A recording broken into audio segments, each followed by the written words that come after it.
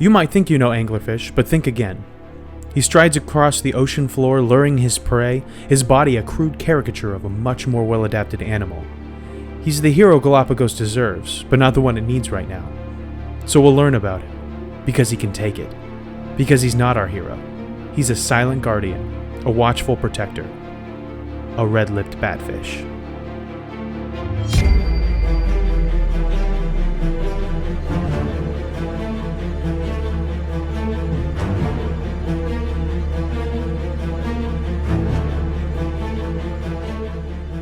Welcome back to Life, Death, and Taxonomy. It's your 30 minutes of interesting animal info. I'm Joe. And I'm Carlos. And today we're talking about a fish that looks like a victim of the Scream extractor machine from Monsters, Inc. But more on that later, I guess. I was totally going to say that same exact thing. Well, great minds think alike. And by great minds, I mean yours and Johanna's, who helped me think of that. But the good news is, I think we've fixed the audio problem, so we're back in business, baby. Man, if something goes wrong, that's going to be some irony. Yeah, it is. So let's just go on. Let's just press on ahead, rain or shine. Okay. And talk about this beautiful, beautiful creature. Let's talk about what it's called so that we can get into its description and I can tell you how beautiful it is. Okay, what is it called? Oh, that's me, right? That is you. I do that this time. It's called the red-lipped batfish. I guess I'm saying it this time. That's right. It's the red-lipped batfish. It's a... it's something. Would you like to hear... Would you like to do the... What do you call it? Let's talk about what nicknames it has. What its chums call it down in Galapagos High. It's also called the Galapagos Batfish, which is a sciencey nickname. Getty Images called it the Natural Born Thriller, which I love. Here's mine. The Avon Angler. Beauty Bats. And the Frumpy Grumpy Fabulous Pout Pout Fish. With a pout pout face. That's my favorite one.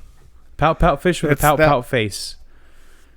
Have you ever read that book? It's a real page turner. I sure have not. It's a children's book. I know because I have nephews. And you were a child. No, I mean it only came out recently. Gotcha. So, are you ready to hear the science? Yeah.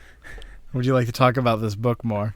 I've loved this book. It's got great character development. There's a real arc with the pout pout fish when he's not pout pouty anymore. It goes through the real monomyth, the hero's journey. It really is a testament to its genre. Not a sponsor. I recommend it to everyone. It's in the Kingdom Animalia. I mean, you know it, you love it, and you're in it. Love, and are in the phylum Chordata as well. This is a fish with a spine. Congratulations. Like most. Yeah. The class, we've been here before, Actinopterygii. What is that? Fish with... That's fish. Lips? That's bony fish. Right. Order Lophiformes. That's rabbit. No, it's not. It's I've been reading. No, Joe. It's not rabbits at all. That's lagomorphs. It's anglerfish. It's not Watership Down. I've been reading Watership Down. Have you? Yeah, just started. I'm in chapter 11. Has nothing to do with waterships. No, it doesn't. But you know what Lophiformes has to do with? Anglerfish. That's right. The family is Ogcocephalidae. That's right. It's not two soft C's. It's a hard C and a soft C. Or is it also Cephalidae? No. CO is a hard C and CE is a soft C. Okay. So Ogcocephalidae. All right. I didn't do too badly the first try. The genus. So you should knock the genus out of the park. Is it Ogcocephalus? Yep. Is the species Darwini? Yeah, another species Darwini. You know what? It's probably related to that spider then. Yeah, they are the same species. So the binomial name is Ogcocephalus darwini. Yes, it's named Darwini just because it's found in the Galapagos Islands and for no other reason. All right. Would you like to gloss right into the description and forget about everything? Nope. Oh. I would like to talk about the listener's favorite part of the show, which will be proven at our 100th episode vote. And I'm counting on you guys. I really need to pull this one off here. No, you don't. Listen. Yeah, I do. The voters. The voters are smart. The voters know the value of the. I need to prove myself. Segment. They know that this segment is short and fun and sweet and causes no anguish or anxiety. But when do requires you ever no math. learn any geography or mathematics or? But everybody hates math. But it's a widely proven fact. But it's also a widely proven fact that it's very useful. No, nobody remembers it. It'll fade away. But critter groups will remain forever and what on. Is it? But it's time it's for critter groups. Oh, that's the name of it? Yes. Oh, okay. The part of the show where I, Carlos, pose you, Joe, a question, and the question is the same every time. What is the name for the collective noun of this animal? So, Joe, what is the name of the collective noun for fish? I couldn't find batfish. But there's more than one word for the collective noun for fish, so you might find this one. You're not just going with school. Yeah, you might find this one more difficult than you had initially thought. So, is a group of fish called A, a pod, B, a smattering, C, a lasso, or D, a draft? A lasso. Final answer? That's correct. Wrong. I'm so happy I got you on that one because I was so afraid that I was like, darn it, I have to put school here, don't I? And he's going to get that right away. Is lasso the answer something is draft. else? I don't think so. Oh, maybe a lasso of truth. Yep. Yeah, you were thinking of Wonder Woman's secondary weapon, her sidearm. Nope, I think I just made that one up. Smattering, I think, is something else, and I know pod is. But there you go. It's a draft, not just a school. Well, but I couldn't find anything for batfish or anglerfish. I was hoping to find something specific for anglerfish, like a nightmare of anglerfish or something like that. A kissing of anglerfish, a smooching. Well, no, like most anglerfish look like something out of Dante's Inferno. Speaking of what this they anglerfish looks like it should be on the cover of Cosmopolitan. Would you like to hear the description? Yeah. Okay, if you're driving or otherwise cannot look up a picture and look at it, here's what the red-lipped batfish looks like. This is an awkwardly shaped fish which is something like a bell mixed with a frog with a long triangular tail, except it's like none of those things, and it's just the weirdest. It has a nasty little rostrum, or ilicum, or elysium. We didn't decide. We've talked about this before. But it's probably for poking its little brother. It's a poor swimmer, but its strong limb-like legs are good for seafloor locomotion. More on that later. It has 2 pectoral fins that come straight out of its chest. 2 other ventral fins that come out of its sides and then turn into a right ankle towards the ground in a way that is an affront to nature. The fish is brown, black, tan, and otherwise unremarkable to look at, except for one brilliant feature, a pair of luscious scarlet red lips that look like they were photoshopped in as a goof. Maybe he's born with it. Maybe it's Maybelline. Maybe it's a Monsters Inc. thing. Yep, that's the last part of the song. All in all, it's definitely a victim of Randall's patented scream extractor. That Sully just unceremoniously destroyed immediately. Yeah, he's very strong. All in all, it is an animal that looks like everything is wrong with it. That's so uncharitable. Look up a picture; it's awful. But the only thing worse, the Elysium. The only way to make like an anglerfish more frightening to look at is to give it a pair of beautiful red lips. There's just my favorite article on the internet is probably this one on The Verge, and it's a review of the red-lipped batfish. And it describes the lips as, it looks like a pair of Twizzlers melting in the sun. It does have a Twizzler quality. Oh my goodness. It also called it a stingray in a trash pile. Man. It's not very this one's definitely uncharitable, but I love it. I think that everyone should just type in The Verge red lip batfish and just read this whole article. It's beautiful. But did you say why why it has an Elysium or an Illicum? I will later. Okay. In the fast facts. But first, let's get to the listener's real favorite part of the show. The math part of the show. The part of the show that will be reinstated as the premiere segment of Life, Death, and Taxonomy. The part of the show where I pose quiz questions to Carlos to convey the animal's size and dimension in relatable terms. Welcome back to the season of...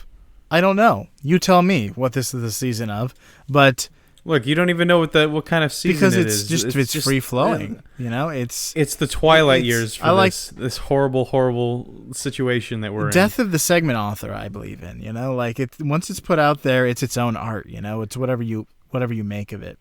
Can we make of it something other than math? Yeah, there's math, there's geography, there's like facts about culture and things. Well, let's take the math out. It's entirely. definitely the richest part of the show, but it's also the part of the show that is introduced by you. This week we kind of have another one. It's from a baby named Laura, sister to the last two Measure Up intro submitters. And without further ado, the listener's favorite part of the show. Go! That's great! Go! Say measure up. Okay. Say critter groups is my favorite. It goes over.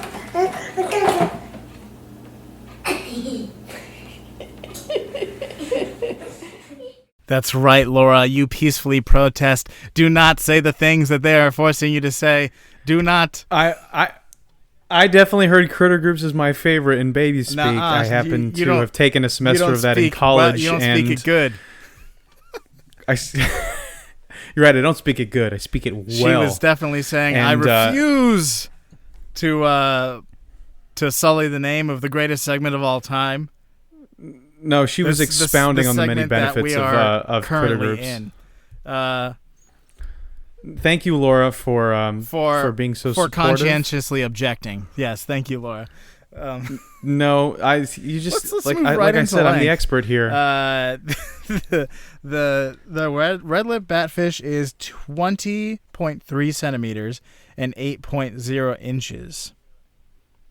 I'm just saying that I have a bachelor's degree in linguistics, and I have a minor degree in child psychology. So don't question me when I tell you that she was saying measure. You don't have a measure up minor is in garbage. That? Don't you have a minor in? No, I have a minor in psychology, but I have I took a lot of child psychology classes. So, well, I have a minor in history, and the history of this show is that this is the best segment.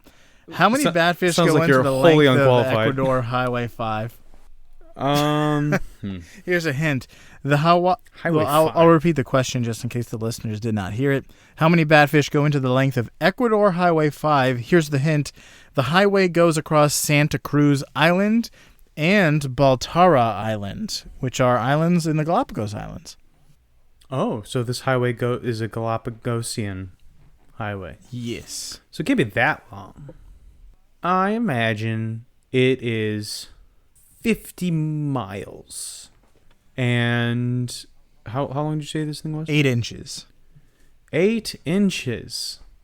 Let's figure out how many inches there are in this 50-mile scenario. 50 times 5,100 and something, 80, is 250,000 inches. And then divide that by 8. All right, just doing some head math here, but I would say it's exactly 31,250. Definitely didn't look at my calculator for that. I think I could hear your phone. The answer is that's how many batfish? Yes. That's incorrect. What? The, I was so close. I was so sure the of island, the road is 55.8 kilometers. Oh, 34.7 miles.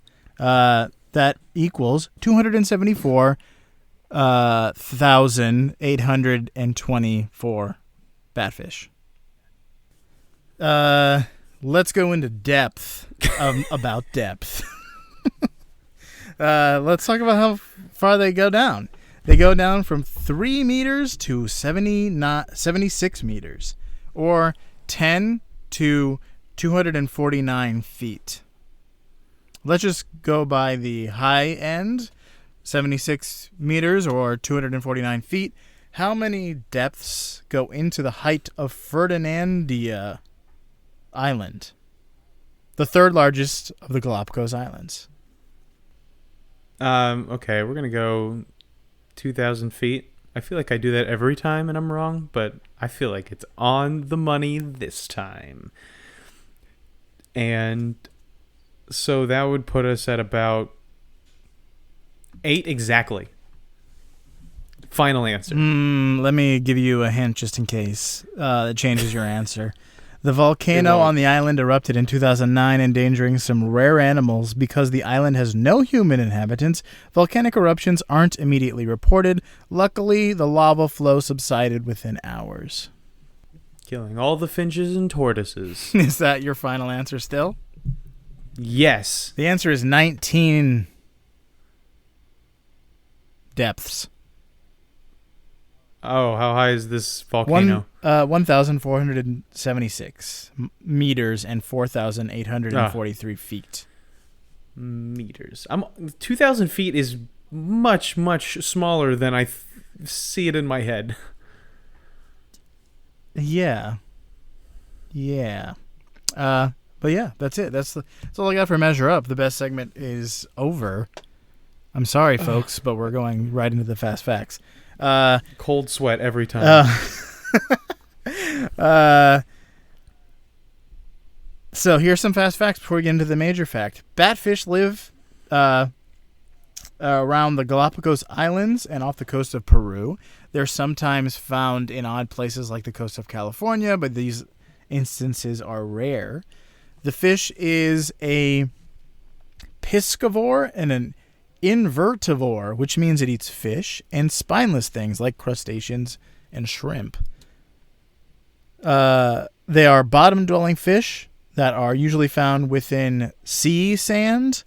They enjoy spending time on the edges of reefs at around 120 meters deep. They are thought to use their single spine dorsal fin to attract prey species, but that's not all they use to attract. They use their elysium or elysium, we still don't know. Like their angler cousins, they have an esca that emits a bright light of bioluminescence that's used to attract prey. There's one more way they use to attract things, but this time they're attracting mates. Their bright red lips are used for the same purpose that humans sometimes have bright red lips, to look fine. Their lips Fabulous. are used to stand out when spawning. Or that's the prevailing theory. Because nobody's asked them. No one's really taking the time to get to know one of these. Honestly, bad boys. more scientists should just sit down and talk to these fish. It's one of the main shortcomings of Science, modern in general, science, yeah. I believe. Just unwilling to get to the emotional core of biology. All right, that's all I got. You got any major facts in this situation? Definitely facts, and this one happens to be major. Uh-oh. You hinted at it earlier, but let's just dive in, literally. So, this guy's he's got an odd body shape. Kind of looks like a weird frog stingray for lack of a better anything. There are many species of batfish that all share similar characteristics, but our beautified bat is even stranger. And so you might think like a flightless bird is odd, even though there are several species of flightless birds. But what about a swimless fish? I think that's on the That's island right. of Misfit Toys.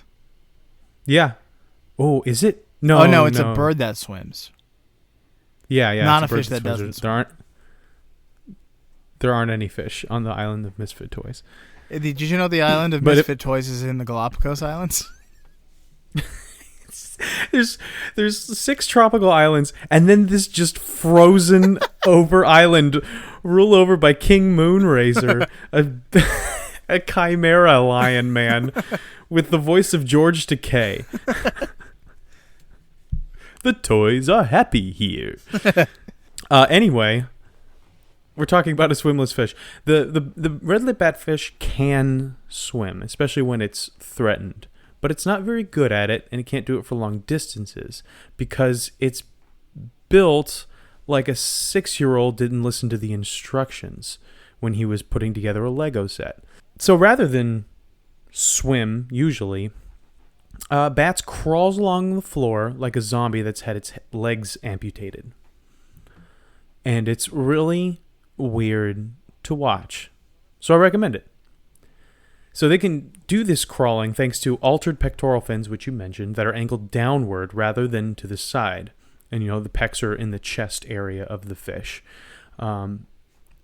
So they can support their bodies kind of like a tripod on the ocean floor, like they're constantly doing the downward dog yoga pose. If you've ever done that. I had to do that several times today because my lumbar is killing me. And apparently so is the red-lip batfish's. They also have pelvic fins. So these are on near the hips. And these are the ones that look kind of like a frog. They look like... actually, I think they look more like folded bat wings, which is why it gets its name. When a bat is kind of crawling along the ground and it uses the hooks on the elbows of its wings to move around, that's what this looks like. So...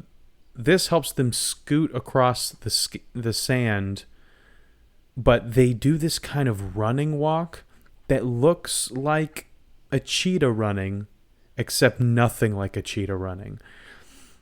It does the thing where it puts its 2 front, I'm going to call them legs, but they're really fins, its 2 front legs forward, and then pushes them underneath to pull his body forward, and then catches it with his back legs and then pushes that forward. So do you know what I'm talking about? No.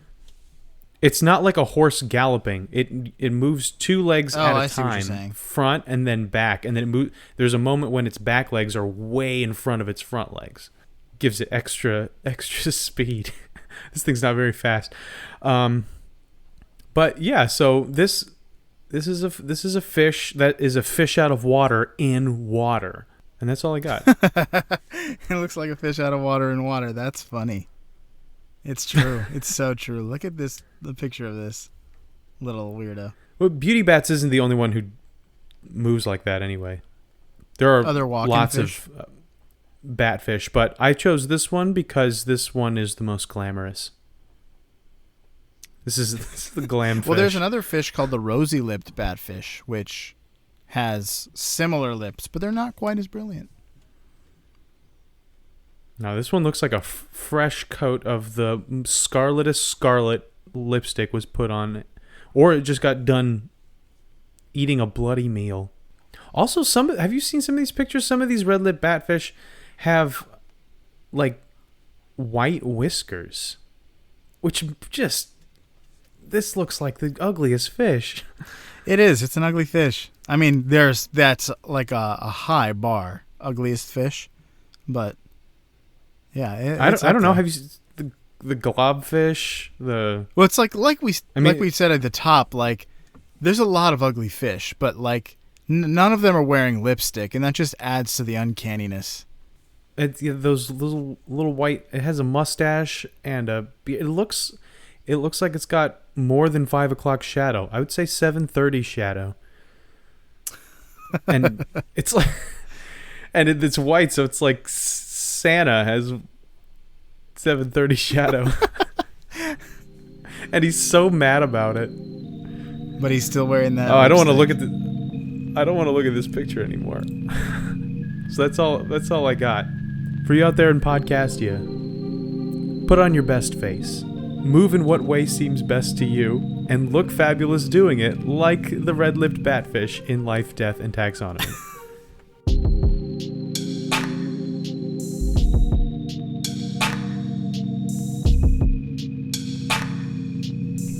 If the batfish could move its voluptuous lips in a way that produced human language, it would say, "Send measure up intros." And it'd be right. Part of our show requires your input in order to be fantastic. Otherwise, we have to find a clip of some animal making the most disgusting noise we can think of. So spare your ears and speak, sing, bark, chitter, whisper, or scream the words "measure up" into your phone's recording app and email that bad boy to ldtaxonomy@gmail.com. Thanks for listening, and we'll see you next week.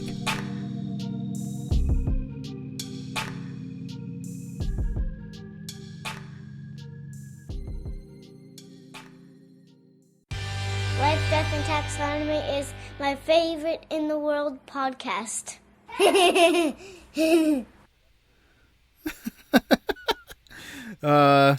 Okay, that works.